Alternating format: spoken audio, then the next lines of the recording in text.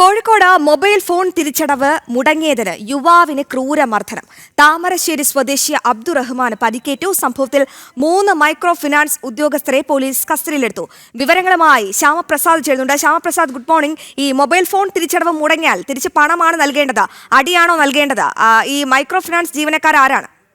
ഇന്നലെ രാത്രിയോടുകൂടിയാണ് ഈ താമരശ്ശേരി സ്വദേശിയായ അബ്ദുൾ റഹ്മാൻ എന്ന് പറയുന്ന യുവാവിനെ ഗുരുതരമായി പരിക്കേറ്റത്. മൊബൈൽ ഫോണിൻ്റെ തിരിച്ചടവ് മുടങ്ങിയതിനെ തുടർന്നായിരുന്നു ഈ ഒരു ആക്രമണം നടത്തിയത്. 3 സംഘമാണ് ആക്രമണം നടത്തിയത്. TVS ഫിനാൻസ് ജീവനക്കാരാണ് ഈ അബ്ദുൾ റഹ്മാനെ മർദ്ദിച്ചതെന്നാണ് ഇപ്പോൾ പോലീസിൽ നൽകിയിരിക്കുന്ന പരാതിയിലുള്ളത്. എന്തായാലും രാവിലെയോടുകൂടി തന്നെ അബ്ദുൾ റഹ്മാൻ പോലീസ് സ്റ്റേഷനിലെത്തി, ചേവായൂർ പോലീസ് സ്റ്റേഷനിലെത്തി ഈ ഒരു പരാതി സംബന്ധിച്ച് പോലീസിന് വിശദമായ വിവരങ്ങൾ കൈമാറിയിട്ടുണ്ട്. ഒപ്പം തന്നെ ഇന്നലെ രാത്രിയോടുകൂടി തന്നെ അബ്ദുൾ റഹ്മാനെ പോലീസ് സംഘം കസ്റ്റഡിയിലെടുക്കുകയും ചെയ്തിരുന്നു. നാട്ടുകാരുടെ സഹായത്തോടുകൂടി തന്നെയായിരുന്നു ആക്രമണം നടന്നതിന് പിന്നാലെ ഈ 3 സംഘത്തെ ആക്രമണം നടത്തിയ 3 സംഘത്തെ പോലീസും നാട്ടുകാരും ചേർന്ന് പിടികൂടിയത്.